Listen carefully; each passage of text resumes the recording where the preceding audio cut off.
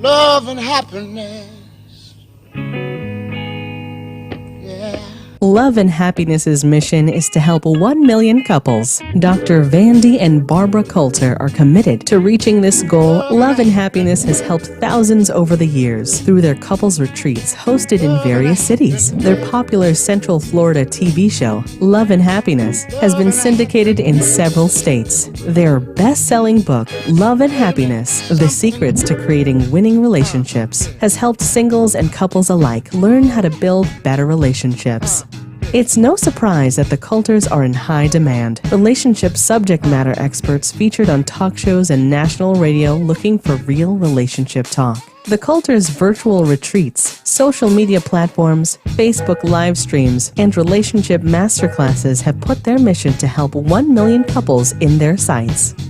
Dr. Vandy Coulter, Ph.D., a certified counselor with presidential status in the American Association of Christian Counselors, has a virtual counseling practice that serves CEOs, pastors, entrepreneurs, individuals, and couples who want their relationship to go from bad to good or good to great. Dr. Vandy has been featured on Fox, CBS, NBC, their national affiliates, and various media for the impact from his virtual counseling as a response to the relational health crisis during the COVID pandemic. Dr. Barbara Coulter, real estate investor and serial entrepreneur, complements and contributes to what makes Love and Happiness the perfect blend of real talk and fun. Our motto is no one gets their happily ever after. They create their happily ever after. After the hurt, after the disappointment, you can still be happy. And Love and Happiness is just what you need to have. Love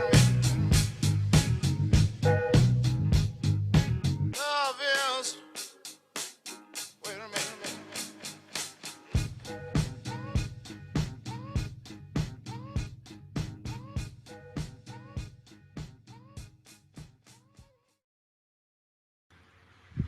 Hey. Hi. Happy Saturday, everyone. Happy Saturday. Yeah. Happy pre-Mother's Day. Happy pre-Mother's Day. Absolutely. So I'm gonna disappear for a second because I want to make sure that we don't have no technical difficulties. So you talk to the ladies about Mother's Day and how they feel. I'll be right back. I would like to talk to all the women out there, married, single, it doesn't matter. If you are a mother, and guess what? You don't have to be a mother to have given birth, okay? A lot of people think, oh, I'm not a mother, I haven't given birth. But if you have mentored someone, a young lady or a young man, if you help raise someone, if you help someone become a better person, then you are a mother. A lot of people think, well, I don't know. I'm 40, I'm 50, I'm 30. I haven't given birth. I don't know what that feels like. But guess what? You are giving birth in the spirit realm if you help somebody become a better version of themselves. So happy Mother's Day, pre-Mother's Day to everyone out there. I remember, as my personal story, I didn't become a mother until technically I was 33 years old. My first child was born, I was 33. However, when I was like 22 years old, I started to mentor young men and women, and they were all my babies. I was a foster parent. I was a mentor. I was a youth advocate. I was in and out of juvie prisons and court systems, helping these young men and women who had, gone astray. So I was actually a mother then. And I just want to celebrate you too and let you know that your work is not in vain. Your heart, your dedication, your sacrifice, those things are not in vain. I was a youth pastor for many, many years in my early 20s. And I just love spreading hope and joy to people who were in need. So I was a mother back then, even though I haven't given birth yet. But anyway, happy Mother's Day to you too.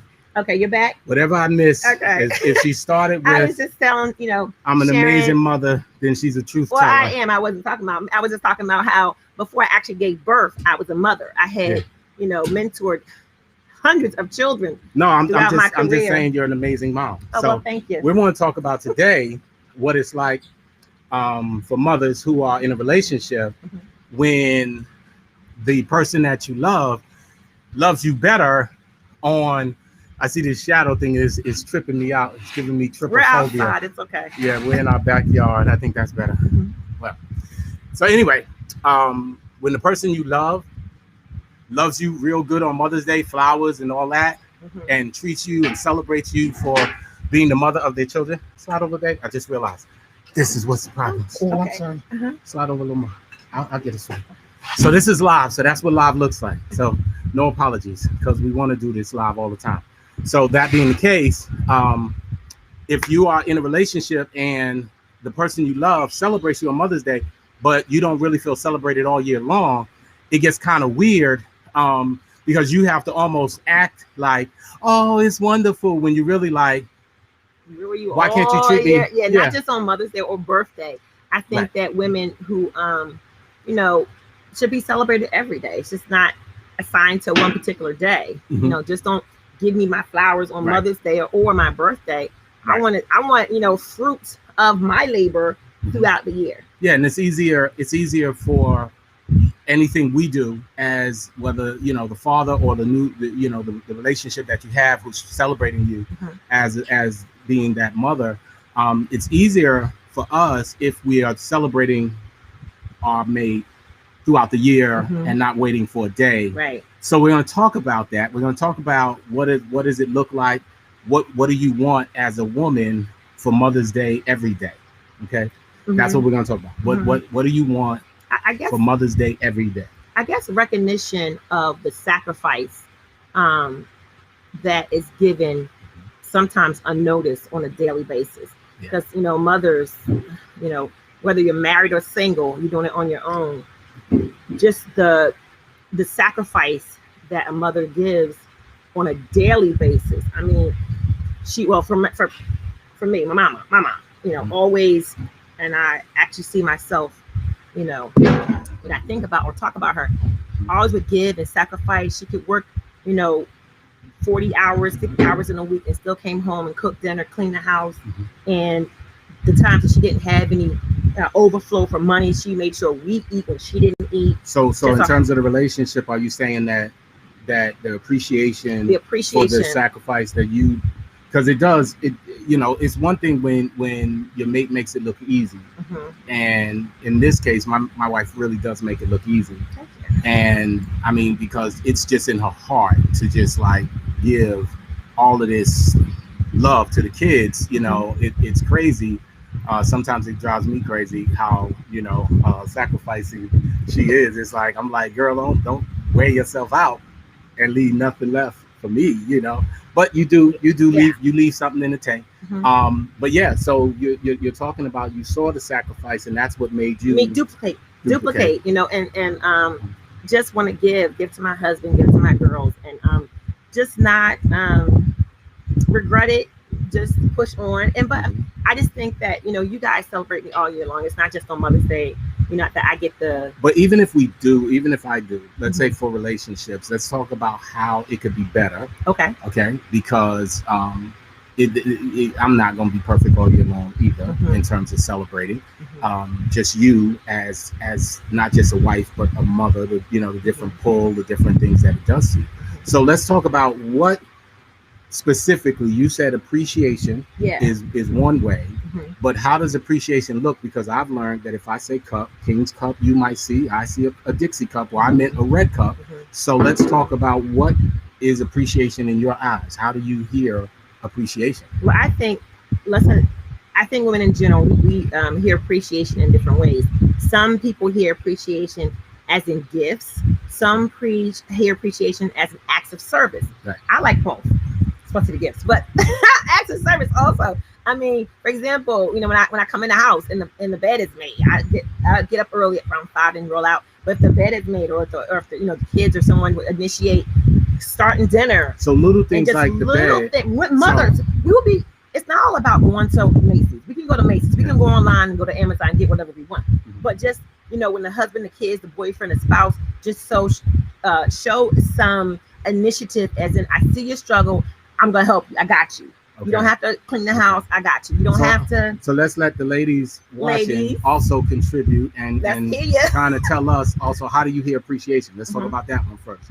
You know, some people may see it as, you know, acts of service. And you know what? It's like she's doing a Jedi mind trick right now, because she says making up the bed is an expression of appreciation. So guess what I'm going to think about on Monday when she's already out the bed and I get up? I'll think about, oh, let me make. But the remember, bed we're up saying not just because- on Mother's Day weekend. Yeah.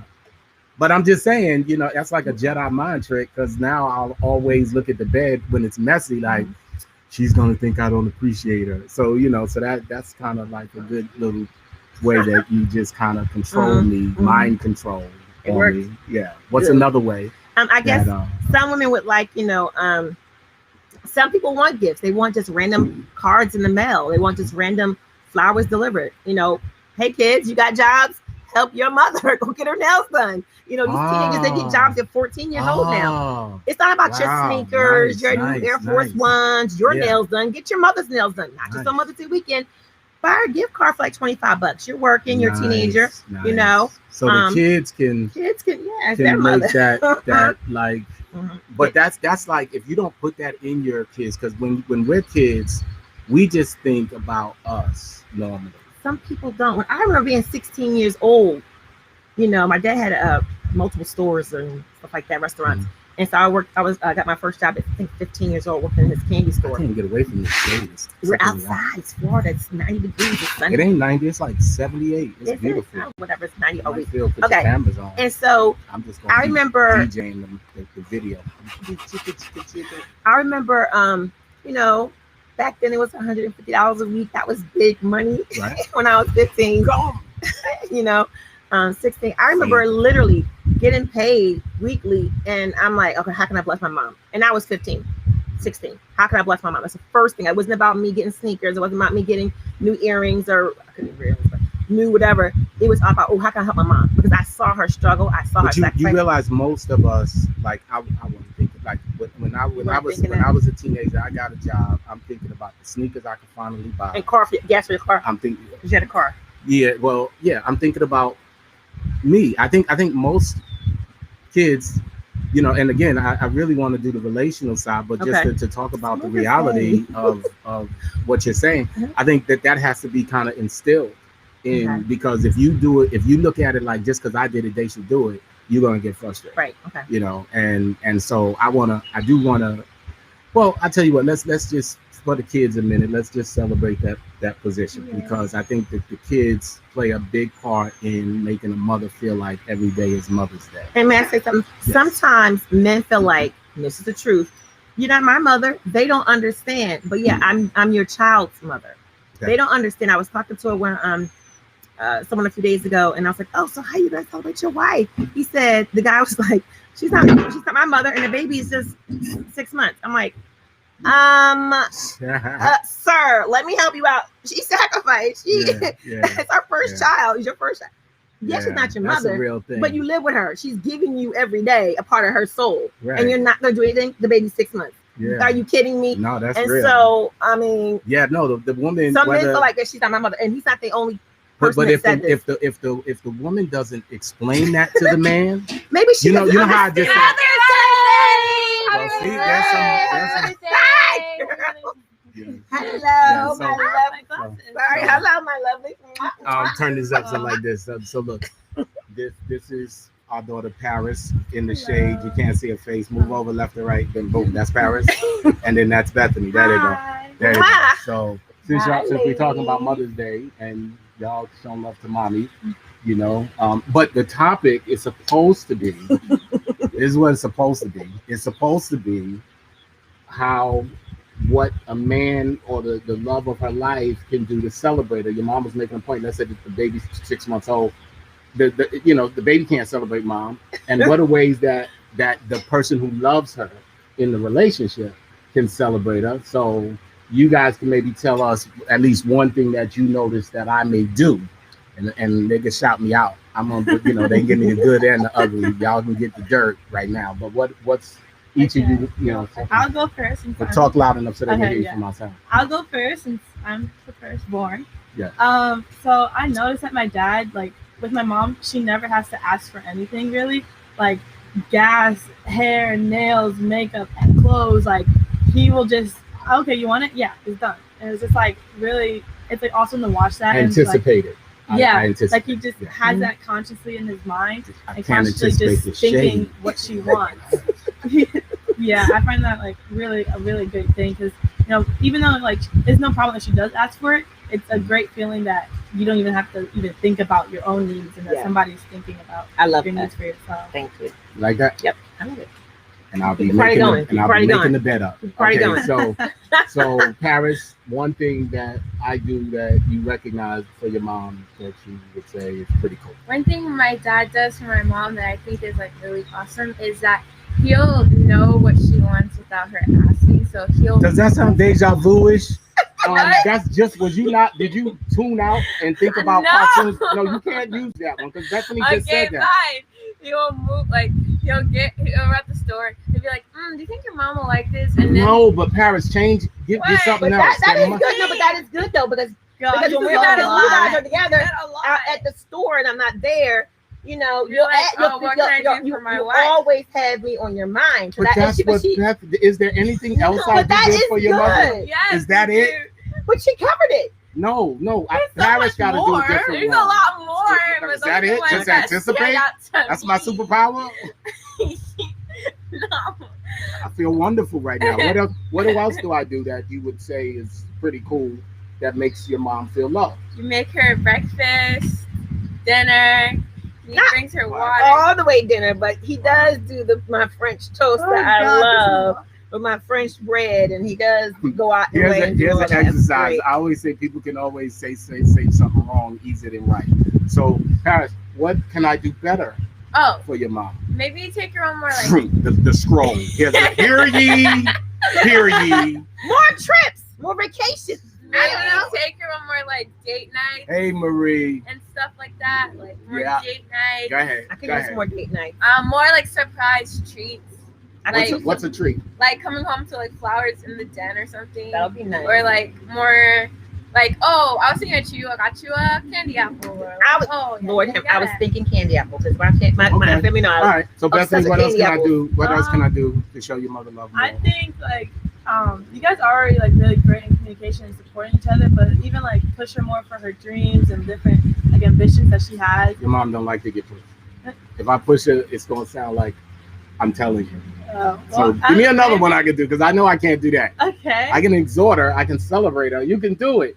But if I push her, then Lord, why not work together more for her dreams and just do what? Like work together for her dreams rather maybe than help her more with her. dreams. Help her facilitate. Help her facilitate and she can use that. Yeah, multiple different ambitions we both have. She helps you and vice versa. Right. I love that. Mwah, mwah. I love to hear from you all watching, how you want to be celebrated or what somebody could do better to celebrate you as I keep tripping on this shade. Mm-hmm. So thanks, girl. Thank you, ladies. What time is it? Pleasant surprise. Thank you. I love you too. Oh, good. Pleasant surprise. Pleasant surprise. Yes, girls. But I think thanks for nothing, Paris. I think that just this show can help somebody out because there are it's a lot of categories that people can fall in relationships. Sometimes the mother feels like even in the relationship with her spouse or significant other that I don't deserve a gift, or I don't deserve recognition. I don't deserve happy treatment. I'm just so used to being in the grind in the relationship. A lot of times, used to being underappreciated. That's good.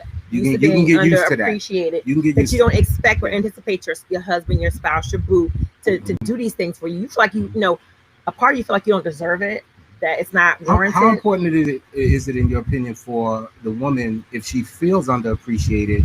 See, because communication is important. You can lose somebody for the right reasons. Meaning you can actually try to tell them you're missing something, giving me something I need. But if you execute it the wrong way, if you state it and phrase it the wrong way, the fact that you are just trying to say you're failing to give me something I really desire gets lost, and then all of a sudden it's really about the way you said it or the attitude and the argument. Right. And then you walk away like, I just was trying to communicate something I needed. Well, that's why you know what I'm get saying? Our book. So we gotta chapter about phrasing, and phrasing is everything. Yeah, so let's talk a little bit about the way, because is it as simple as phrasing it? Well, I think it's not in all cases, but sometimes it's not what you say, it's how you say it. I always heard that and thought that also. So it could just be or just suggest, this is what I would like. what would you like me to, how can I be better for you? If the woman asked that to her spouse, and think of some ways you can be better for me. How about we try to grow and be better for each other? Because I feel like I would love this. I would love to see this happen. What do you? How about you? What do you think? What would you love me to do? I don't know. So now I'm gonna take it deeper and deeper into the darker space. Yeah, because if she's saying, hey, what do you want? How do you need? What I've discovered is the person who's doing that part is going to resent the fact that they're doing it really because I'm trying to get you to give me what I want. And they're going to just fail because it's a test they don't know they're taking. So the person will be like, so honey, what can I do for you? And he's going to just tell you everything. And then you're going to say, now, let me tell you what I can do for me. He's going to be like, okay. No. Nice. I think she should go, this is what I need.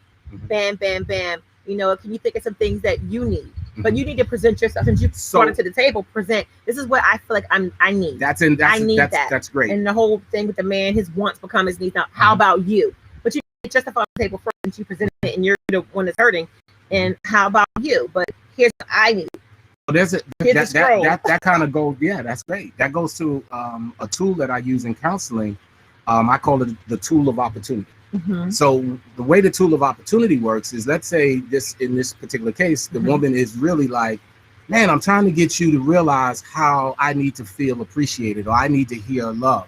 Typically, the conversation unfolds where she feels unappreciated. So she's banging pots and body language and short and and passive aggressive ways of rebelling against the fact you don't appreciate me.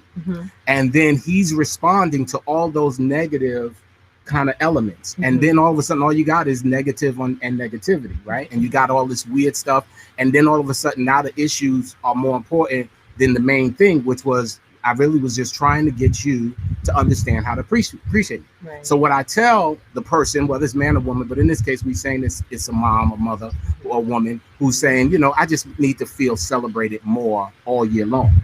When that conversation gets kind of weird, what the tool of opportunity is, it is first starting to recognize that the moment they disappoint you, instead of reacting in disappointment, look at it as an opportunity. Because you just got clarity about something that disturbs you. Right. So if I'm feeling weird because you said something, instead of reacting with weird, if I take a step back and say, this is an opportunity for me not to feel this anymore, because I need to explain to them how this is affecting me. So then, and the funny thing is, I've done this with you over time. So you'll be like, oh, that's what you was doing. So I would say you gotta communicate with the person and say, listen, I believe we have an opportunity, because that makes them look different than if you say, you know what the problem is? Right. The minute you go, and you've heard me say, So when I'm saying, hey, we have an opportunity here, the interpretation is we're about to fix something that is disturbing if not resolved. But I don't have to say that. I can just look at it truly as an opportunity that we don't have to deal with this no more. And the way that opportunity will work is if I take the time, and if I say, hey, we have an opportunity, and then you say, well, what's the opportunity? Well, the opportunity is for me not to get resentful or frustrated at you because I'm failing to make it clear that you are disappointing me in a certain area, not every area, but in this particular area of appreciation, I need to do better at making sure you understand how I need to feel appreciated, because I don't want to be angry at you. I don't want to be discouraged. I don't want to be disappointed. And when you take that kind of step back, and there's other parts to this particular tool that makes all that work. So if you're going to just try that particular Kung Fu style, then you might want to at least get a free consult with me and we'll talk about it. Definitely. But the thing is, there's other moving parts to that because it's a stepping stone. And a lot of people don't know how to even. Well, what do you all think before you tell me that? Because I see some folk. What's up, Irving? Irv, my man.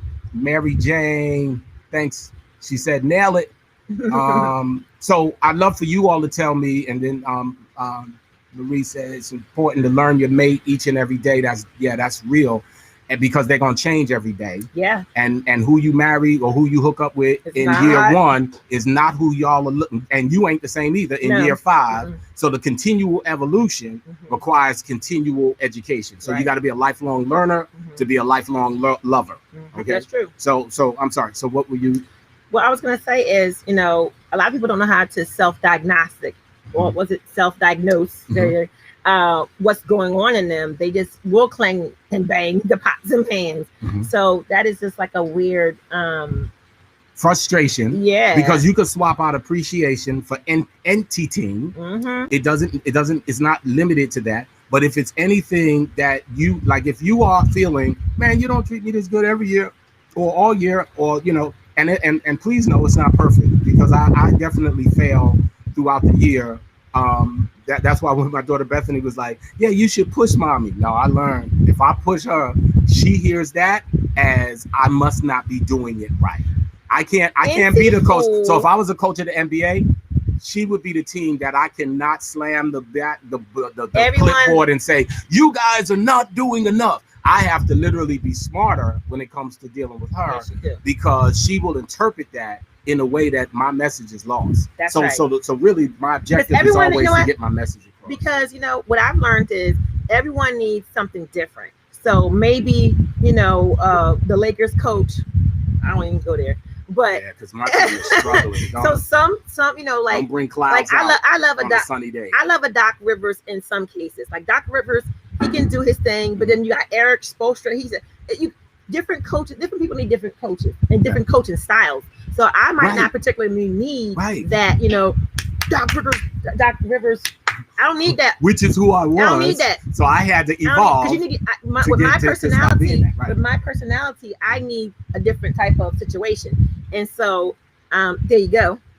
But so you always say, teach people how to love you or treat you. So I don't need that type of styling coach. I don't need that. And I've had to learn how to, when I talk to the staff or I talk to people I'm mentoring, I give them what they need. I know which personality needs what. Yeah. So that's it. Okay. So let's say then, and that's kind of why I said the tool of opportunity. That if you just take the piece I said, you be like, man, this it's like trying to take off a nut with a screwdriver. You'd be like, it doesn't fit, because there's so many other moving parts to consider that are so unique to each individual and what they've been through and how they hear. Right. Because some people our ears are stuffed with their issues, and others it's stuffed with issues and resentment and their own frustration. Whatever it is that's blocking the filter of you hearing, yes, you have an opportunity to clean all that mess out.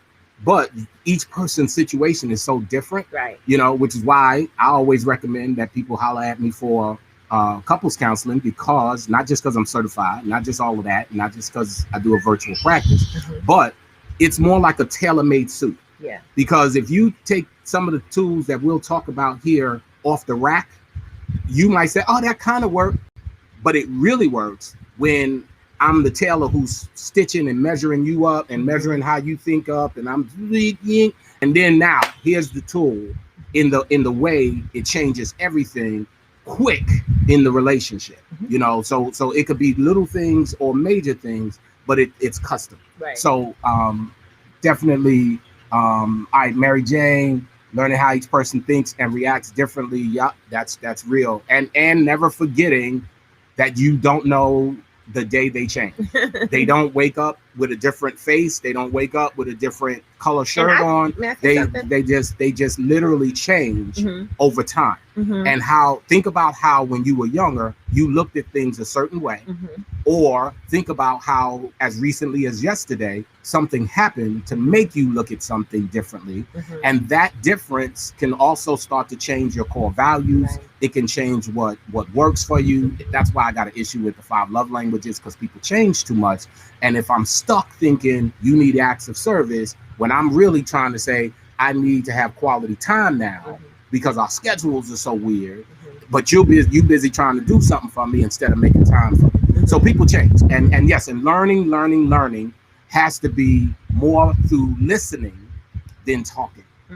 So now, I was going to say, I think that as you, just like the whole caterpillar turning into a butterfly, it's over time. I don't think that person who's changing is even aware that Absolutely they are not. changing. That's right. Until one day they wake up and go, whoa, did I say that? Whoa, did I do that? You know, I feel differently about such and such. I think it just happens so slowly, and they don't recognize what's going on in them. But I just think that you know, the whole Mother's Day and feeling appreciated and just I think it's a wonderful thing. I just think that it needs to carry out throughout the year. Yeah, not just, but like I don't want to give the impression that somebody has to put a yoke on their neck to. Why should it be a yoke to show your love or your appreciation? Well, because the reason I say a yoke on their neck is if it become task based. In other words, people who go to jobs working 9 to 5 for a check, meaning that if they could do anything else, they would be doing it. That job becomes a yoke on their neck. Because time for money. And I'm doing it as a task. It's not as much as the money doesn't matter. That's why people work and they get their paycheck and they're like, whatever. I need the money, but the money isn't kind of making me feel better about myself because the job feels like work as a task. So what I was saying in the relationship, if it becomes more task-based, you'll lose the whole spirit of enjoyment if the person is only doing it to satisfy you. So a lot of times in relationships, I deal with couples who are dealing with things where one person is in bondage because they're doing it, they're complying, but it's a task. It's not their heart. You follow what I'm saying? And for whatever reasons, different reasons. So all I'm saying is while I want us to convey, hey, really, really don't wait for a day, whether it's Mother's Day, her birthday, your birthday, Father's Day, whatever kind of thing, to make everything like, oh, I'm going to make you dinner. Oh, now you want to cook. You know what I mean? Nothing like that. What I'm saying is don't make it a task. Right. If you really can just take a step back and again, look at it as an opportunity to just say, I love you. If it's an opportunity to say, I love you, you will flow in it different than if you go like, I got to go buy flowers. But here's again. the thing, though, but even you can tell somebody you love them, but if your love is not bearing fruit, it's just like you just making noise. So I don't want to hear I love you. I want to see I love you. Right. I want to feel I love you. I know women out there, you've heard by your boyfriend, your boo, your husband, your spouse, I love you. Where's the fruit? Let me see fruit. I want to eat the fruit of your love. Let me see it. Yeah. But I don't have to, it doesn't mean spending cash. It's other things you could do. Yeah, I agree. I'm just saying something different, whereas what you're saying is feel the fruit of it. You're the beneficiary of it. I'm talking about the person who's providing it to you, them being spiritually and emotionally free. Okay. Because you just gave the perfect example. What happens is the person who's doing it as a task is doing all that stuff, so you feel wonderful. They are in bondage. But let me just finish the point. No, because it's a task. So task. So if you're doing something and your heart is not to express I love you, okay. So for example. All right, this one would be an easy one for those believers who are watching. If you start going to church because it's a task, you still love the Lord, but you start resenting the fact I got to get up and go to church. Just try to take a step back. Don't make it personal. Look at other people's lives from the perspective that anything that becomes a task becomes a yoke. That's true. And when it becomes a yoke, it's a burden, and it's like I gotta go. But when it's something that you love, I love Mary Jane. You cool with me? Yes, I can make it in a relationship. It can make a relationship hard when it becomes a task all the time. That's what I'm saying. It should not have to be monetary, or absolutely. What I'm saying is that the thing you're saying is you're the beneficiary of that. So if it was reversed and I'm getting all the benefits, you're making all the sacrifices. If not careful, you can resent making so many sacrifices in the name of Vandy. You'll be like, this guy's never enough is enough. No, we're talking about women and celebrating mothers, and the people that love her, because her sacrifice is endless, and it is not. It's not assigned to a dollar amount or a task. Every day, mothers all around the world, women all around the world, it's endless what they do for their spouses and their children. It's a continual sacrifice, and so that becomes a task. But we do it because we love. No, wait. Are you saying that as a mother, you've never had a moment where you like these kids? I just said that becomes a task. So absolutely, I'm saying that becomes a task. But what I'm saying is to celebrate the woman you love, the mother, the wife, the girlfriend, and just remember, it's not like, you can't go, okay, well, I did this, so you. I don't know. It just, No, I think, I think if you understand my objective and what I Okay. said, it will help you kind of see what I'm saying. Okay. My objective and what I said was to say, kind of check your motives and Got it. your heart Mhm. as you celebrate each other, whether it's Right. Father's Day, Mother's Day. If you're going to try to convey love throughout the year, Mhm. then love should be the motivation Right. throughout the year. I agree. Do you follow what I'm saying? I agree with That's that. that's what I'm trying to say. Okay. I'm trying to say, if the motivation is to please the person at your own expense, it Mhm. becomes a burden. That's true. And because it's usually not reciprocal and they won't do it back for you, that's where resentment and frustration and the dishes slamming or the door is, you know what I mean? Because the passive aggressive conversation is not occurring. It's not happening where you saying, I am doing all of this because I love you, but I don't feel you even appreciate it. You follow what I'm saying? Yeah. So I'm really talking about the motive. Mhm. If I do it for love's sake, then do it for love's sake. You know what I mean? I agree. Like I tell people with jobs, since we talked about jobs, when they complain, I said, look, you work for money. You're not Trading time for when it cash. feels like a task, just take a step back and realize I'm doing this for a check. And Trading if time the for check cash. if the check is not meeting the objectives you need, then you do this while you look for something else. And when you get something else, you shouldn't feel like you feel guilty or weird to move on because you work for money. So if I keep my objectives pure, then when I leave, maybe they would hire me back. But if I get all twisted and you leave, they're like, we're glad you gone. We were about to fire you anyway. And the relationship needs to have that same motive, that if I'm doing things, you're doing things for me, it's done out of love. The obligation is buried in the commitment that we made to each other. There's an obligation to that. That's buried in the commitment. When we committed, there's an addendum that goes with it to say there's some obligations to each other. Yep. There's some stuff you're gonna have to do Read you the don't feel fine like print doing. of the contract. Right. I'm just saying that if you're not careful, you'll kind of tear all of that up if you don't keep your motives in the right place. That's true. My Irv said, but get this, people come to work just to complain.